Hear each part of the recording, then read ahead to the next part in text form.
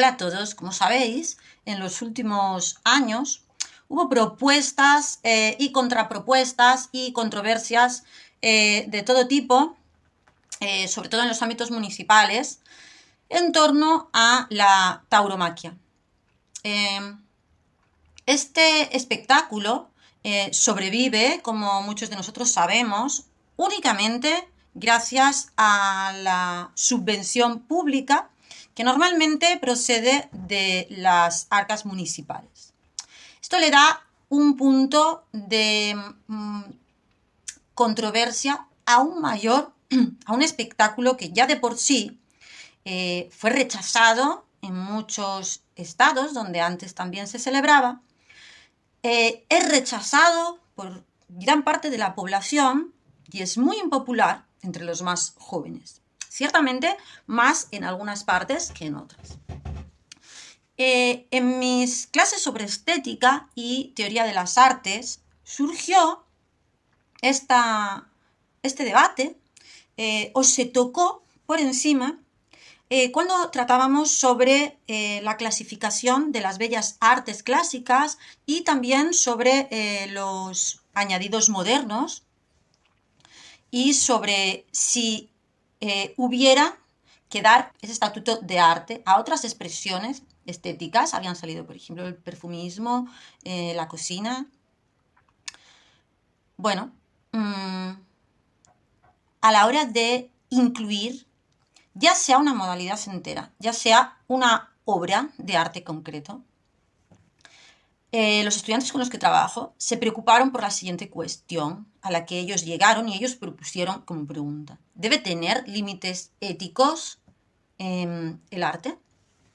Bueno, yo quisiera, y así lo hice, desmenuzar un poco esta pregunta y reubicarla con una pregunta que creo que es más básica y es si consideramos que es la estética anterior, no cronológicamente, sino en el sentido de condición de posibilidad, de la ética, o no lo es, o es al revés, o no tienen nada que ver. Sabemos que Hume y su teoría emotivista, muy cercana a mis propios planteamientos, considera que nuestra percepción, nuestra sensibilidad, incluye ya un signo, un síntoma, una alerta, un aviso de que algo anda bien o algo anda mal.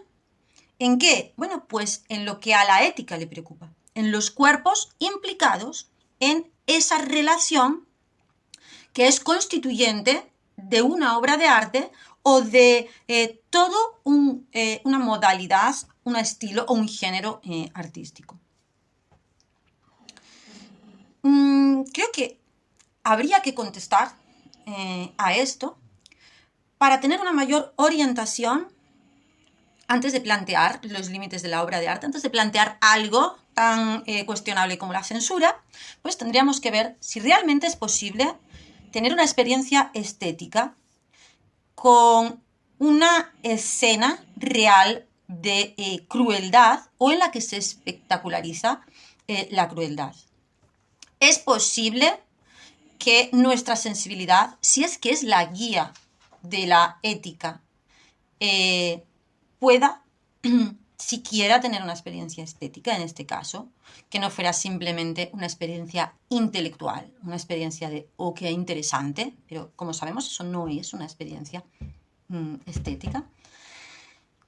Otra cosa es que no fuera así y que la sensibilidad no nos dijera nada acerca de lo bueno o lo malo en la composición de relaciones entre los cuerpos, cosa que por supuesto se está produciendo en todas las artes. Y entonces hubiera que plantear unos límites al arte desde fuera de la estética, porque ésta no incluyera ya una indicación ética. Podría ser también que esa sensibilidad hubiera pasado por un proceso de desensibilización en el que el instinto, digamos, estuviera atrofiado y nuestro olfato ya no nos avisara del estado de podredumbre, por ejemplo, de un alimento y nos lo lleváramos a la boca igual. Si nuestra vista, bueno, hubiera sido muy filtrada por la ideología, por la publicidad, por lo que conviene o no conviene. Sabemos que el imperio de la imagen se instaura, yo creo, entre otras cosas, porque es más fácil engañar a nuestra vista que a nuestro olfato. Como que no sabemos muy bien si algo que vemos está bien o mal, porque no nos hace daño a los ojos. En cambio, prácticamente toda experiencia olfativa nos produce un placer, aunque sea un pequeño placer, o un dolor o rechazo, aunque sea también muy pequeño. Ni que decir, tiene toda aquella sensorialidad que tiene que ver con lo táctil, ¿no? Una temperatura enseguida nos avisa. Una suavidad o una rugosidad, por lo general también. En el tacto está incluido muy expresamente y muy notablemente el dolor y el placer, pero también en el oído, también en el olfato. En la vista, a no ser que hablemos de una luz cegadora, no voy a seguir con un disparo de nieve, digamos que no sabe, la vista, esto es un poco lo que estaba denunciando Platón con su filosofía, ¿no? Con esa que muchas personas creen que estaba denigrando, digamos, nuestra capacidad sensible. De lo que estaba hablando concretamente era de la vista, de lo fácil que es engañar a la vista, porque porque carece como de esa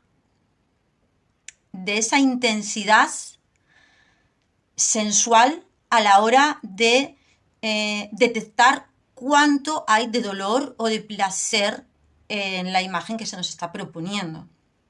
Es como que la vista es un sentido menos sensible, más indolente, por decir de alguna manera.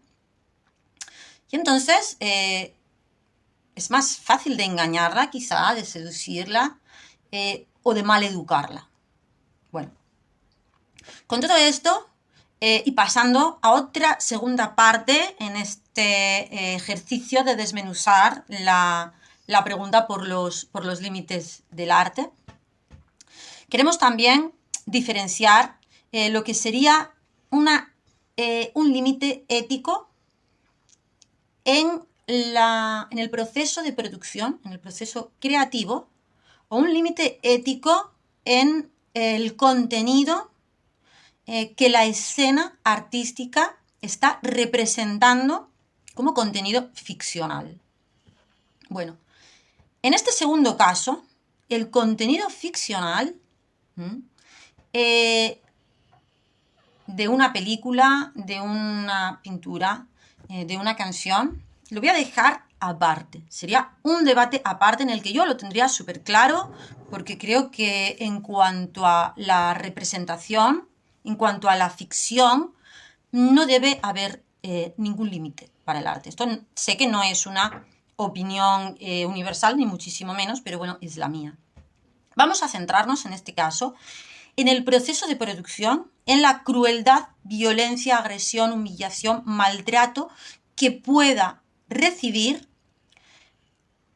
uno o más de uno o todos los cuerpos implicados en la creación de la obra de arte, en su recepción o en la espectacularización directa de la crueldad o la violencia, como puede ser, a mi modo de entender, lo que ocurre en la tauromaquia, que la voy a dejar a un lado porque, como os decía, no la considero un arte por otros motivos. Entonces no lo voy a meter dentro de este posible debate. Os dejo con estas ideas, pero agradecería mucho que cada persona dejara en los comentarios un ejemplo de alguna obra de arte con la que haya tenido relación, que haya visto o de la que haya conocido, aunque fuera por la polémica que pudo surgir, en la que no estuvieran del todo claros estos límites, en la que, por ejemplo, se estuviera usando un animal o jugando con algo que deteriora su cuerpo o que directamente le produce un dolor. O se estuviera jugando también, incluso, esto también ocurrió, con algún cuerpo humano que, sabiéndolo o no, estaba siendo objeto de comentarios, posibles agresiones, burlas, etcétera, lo que fuera. Aunque a veces ese cuerpo fuera el cuerpo del propio artista, de la propia artista. Petición, habladme de obras de arte en concreto o modalidades o géneros que conozcáis y que estén rozando los límites de lo que podáis considerar ético. Y a cambio, yo os propongo abrir esta cuestión y profundizar un poco en ella. Estética y ética, belleza y bondad, consideración de obra de arte, estatuto artístico o no, para aquellas modalidades u obras concretas que transgreden los límites de la ética. Y si es así, podemos seguir considerándolas obras de arte, aunque impidamos su muestra, evento o ejecución, o directamente habríamos de decir que este factor de crueldad, de maldad, de maledicencia condiciona el carácter de la obra al punto de que, más allá de que permitamos o no su efectuación, la excluiría de la propia idea que tenemos de arte. Espero haber sido clara o al menos no embrollarme demasiado. Os dejo con esto y hasta la próxima.